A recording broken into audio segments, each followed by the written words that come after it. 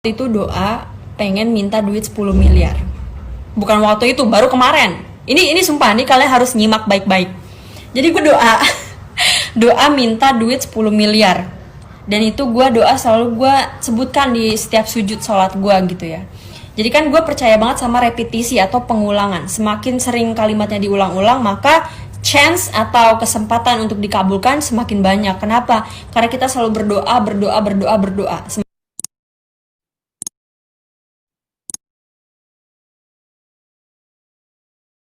Lu doa nggak sama Allah? Ya Allah, saya titip masa depan saya. Ya Allah, impian saya pengen jadi ini, kabulin dong. Tidak semua orang sekonsisten itu tiap 5 waktu. Enggak semua orang. Paling banter-banter gitu ya. Assalamualaikum warahmatullahi. Robbi firli wali walidayya warhamhuma kama rabbayani shaghira. Dah, selesai. Atau enggak, Rabbana atina fid dunya hasanah wa fil akhirati hasanah wa qina adzabannar. Udah sampai situ aja. Jangan lupakan ini satu doa yang nggak pernah terlepas dari doa gue. Apa yang gue doain? Ya Allah, saya titipkan masa depan saya, masa depan adik-adik saya, masa depan anak-anak muda seluruh dunia dan seluruh Indonesia kepadamu ya Allah. Dan kuncinya satu sih, selalu mendoakan orang lain. Karena ketika kita mendoakan orang lain kan doa itu kembali kepada kita. Kita doain 1000 orang, 1000 kebaikan balik ke kita. Maka kita lebih cepet tuh nyampainya gitu loh, dibanding kita cuma doa buat diri sendiri gitu. Jadi intinya itu, kuncinya satu. Bagaimana sih caranya sukses di usia muda? First step, go to Allah. That's the only answer that I can give to you ya. Mungkin memang ada ikhtiar-ikhtiar dunia gitu ya, yang mesti kita lakukan. Tapi bertanya kepada Allah itu adalah hal yang tidak boleh kita skip. Bertanya kepada Allah adalah hal yang tidak boleh kita nggak lakuin. So, first thing that you can do, ask Allah. Bodoh amat kalau misalkan lu masih nggak tahu gitu ya, mau ngapain, harus kemana, bodoh amat, tanya aja Allah. Ya Allah, saya tahu nih, pasti lahirnya saya di dunia ini tuh ada maksudnya. Tapi saya nih lagi ngerasa nggak berguna banget jadi manusia. Saya pengen dah jadi orang yang berguna. Tolong dong ya Allah, tunjukin saya caranya gimana. Apa yang mesti saya lakuin? Apa yang kudu saya lakuin? Sekalian ya Allah, tunjukin jalannya kemana. Fasilitasin, temuin saya sama orang yang benar, yang baik, yang bermanfaat, yang bisa bantu saya, yang begini begitu. Jadi talk to Allah gitu ya. Biasakan untuk talk to Allah atau berbicara kepada Allah. Ini yang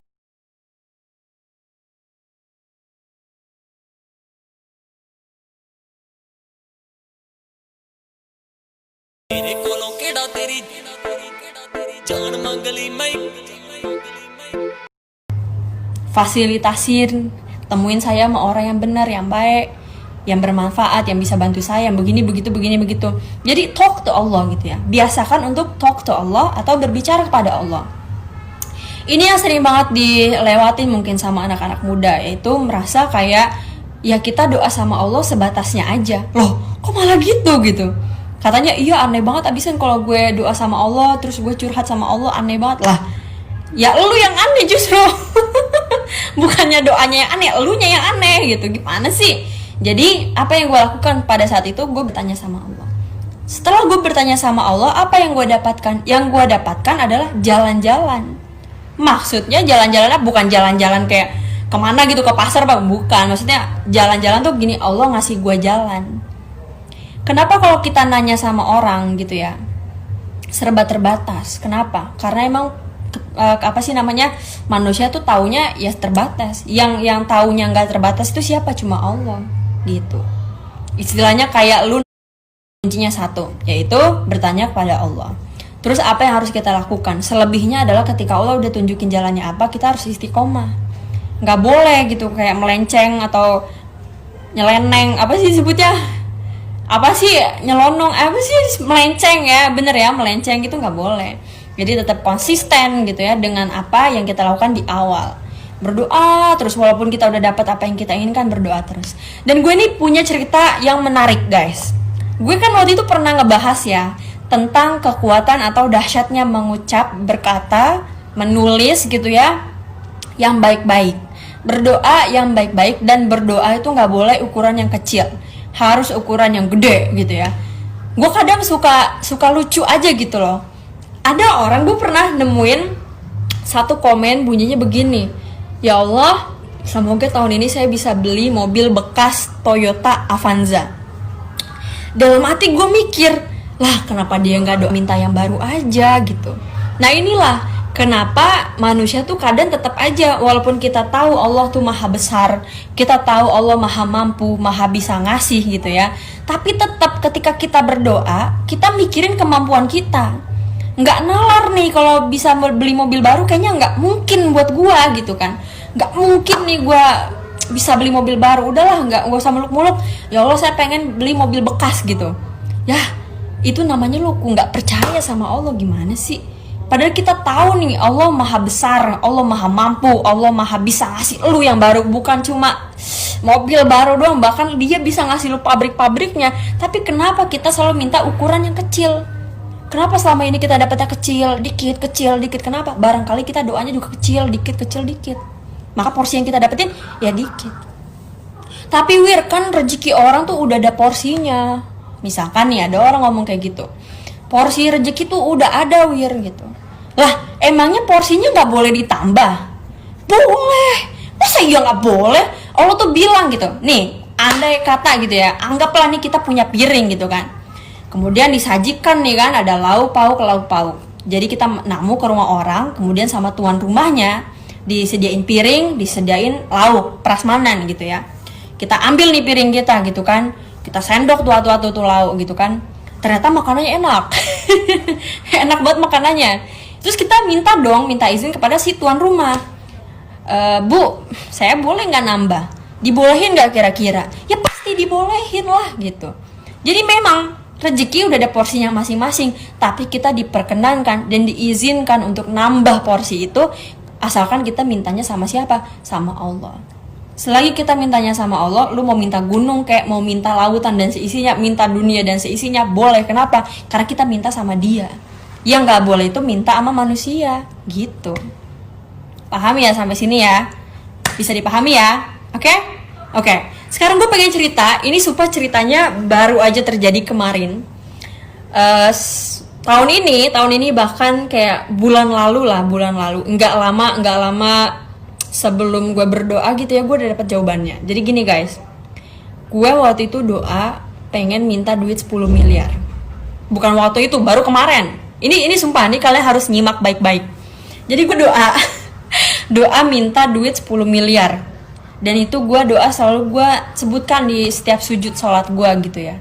Jadi kan gue percaya banget sama repetisi atau pengulangan. Semakin sering kalimatnya diulang-ulang, maka chance atau kesempatan untuk dikabulkan semakin banyak. Kenapa? Karena kita selalu berdoa. Semakin banyak berdoa, maka semakin banyak juga pahala kebaikan gitu kan. Dan pahala kebaikan itu bisa ditukar menjadi barang yang kita inginkan gitu. So anyway, gue waktu itu doa kemarin, ya Allah saya pengen punya duit 10 miliar. Jadi setiap sujud tuh gue doa.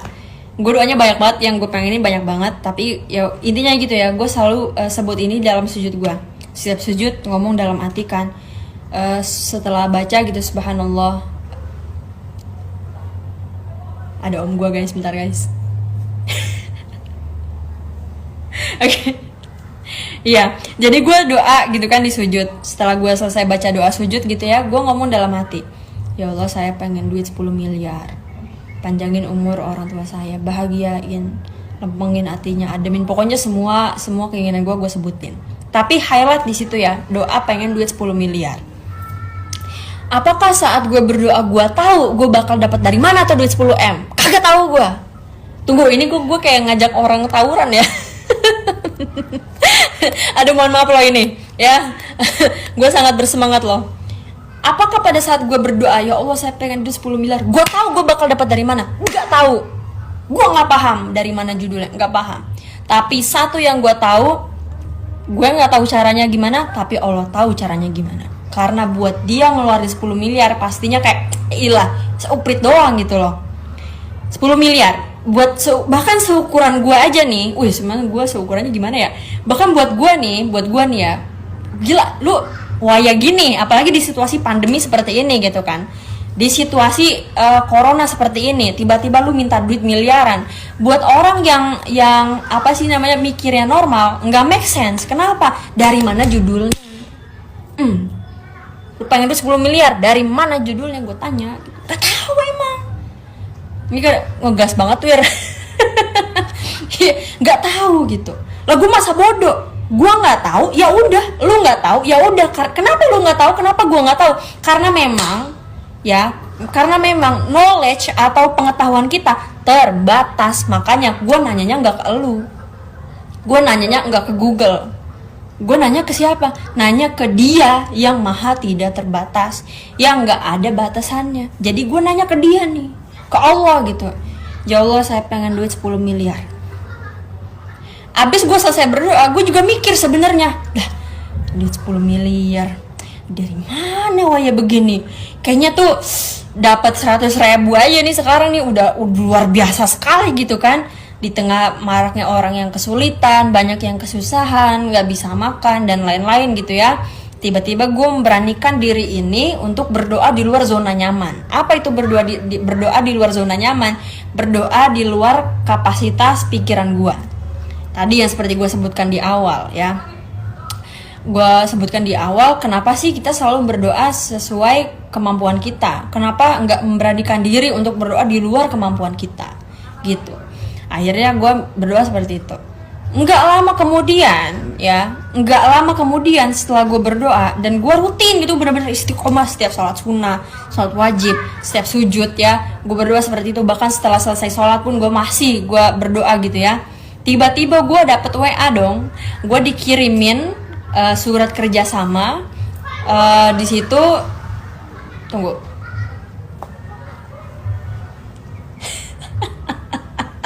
Ya, gue dikirimin WA isinya surat kerjasama, dimana itu nilainya bisa sampai 20 miliar lebih, dan itu bisa gue dapatkan. Dari mana ceritanya? Nantikan ceritanya setelah gue udah dapet duitnya. Nantikan ceritanya sampai gue udah dapet duitnya. Nah inilah maksudnya, kenapa gitu ya, kenapa gue selalu memberanikan diri gitu, berdoa di luar kapasitas atau kemampuan gue. Karena gue tahu Allah pasti tahu jalannya, Allah pasti tahu caranya. Yang gue mesti lakukan cuma satu, gue minta ditunjukin, itu aja. Udah, gue cuma minta ditunjukin, udah itu aja, ya kan? Terus ternyata Allah ngasih tahu nih caranya seperti apa. Dengan apa? Lewat WA seseorang. Lewat WA seseorang yang ngasih tahu ke gue bahwa ada tawaran kerjasama yang kira-kira nilainya bisa sampai 20 miliar lebih komisi untuk gue. Dan bahkan itu mungkin skalanya bisa 100 M atau berapa M lah itu project tersebut gitu ya. Tapi gue bisa dapat 10 M waktu itu.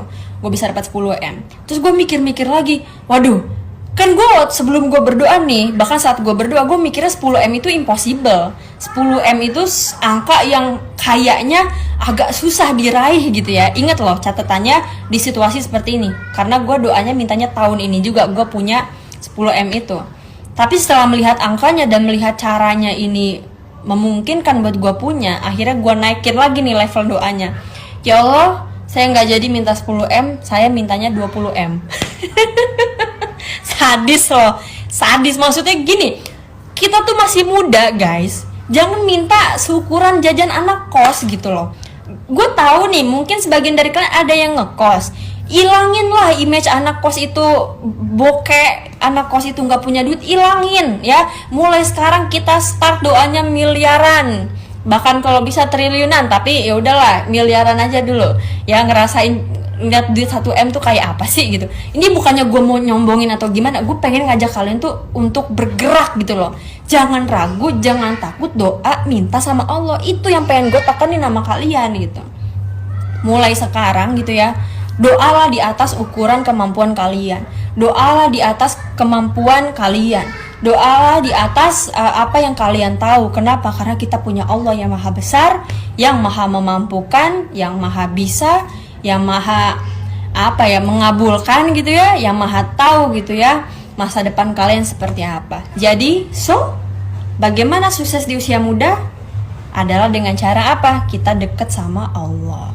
Ketika kita deket sama Allah, Dia bakal ngasih tahu caranya, jalannya, bahkan dimodalin.